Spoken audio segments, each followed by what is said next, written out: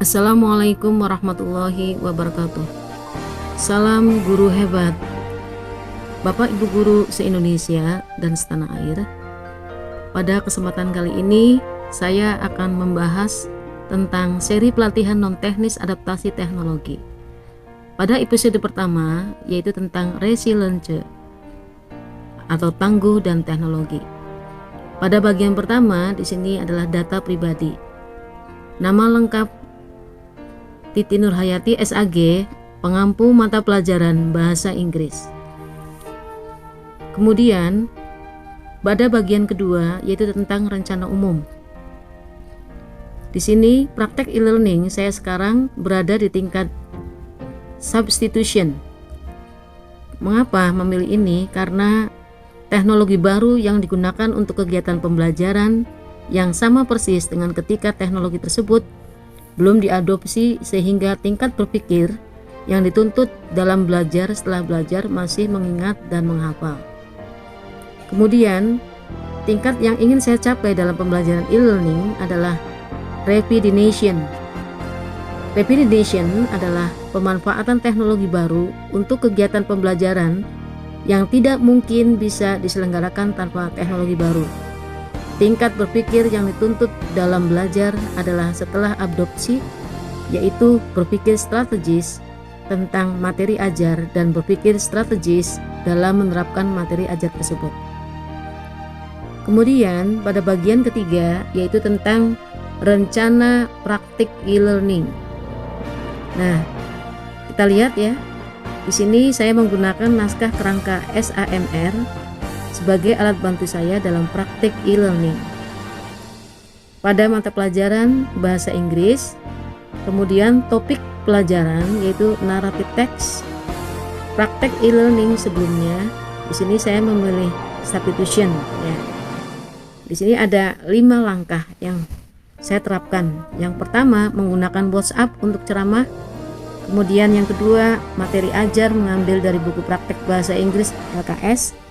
Yang ketiga, instruksi kurang aktif. Yang keempat, tugas murid disampaikan melalui WhatsApp dan dikumpulkan melalui WhatsApp dan atau dikumpulkan langsung ke guru.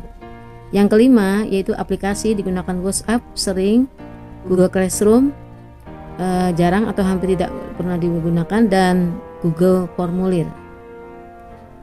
Kemudian ada praktek e-learning yang akan saya coba.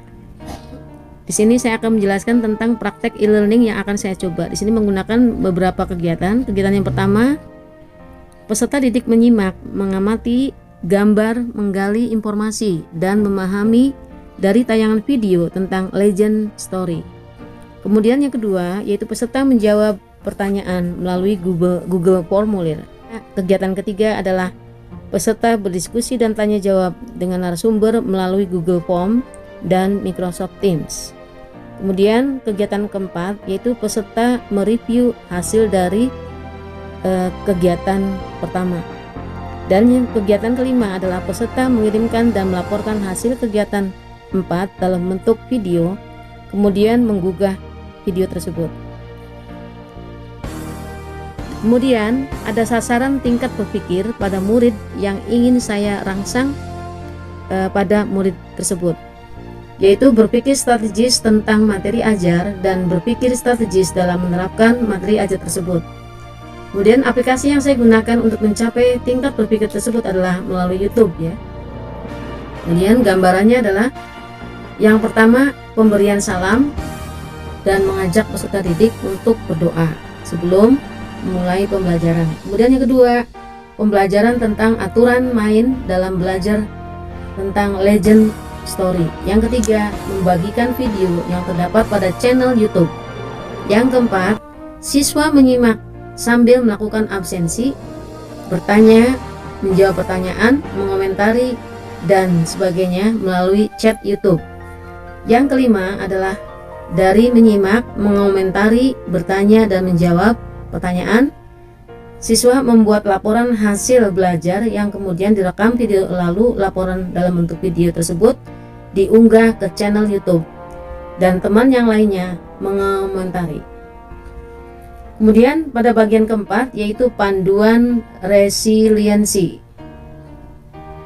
Berdasarkan pemahaman Anda dari matriks keterampilan tantangan, yaitu di sini menggunakan keterampilan teknis.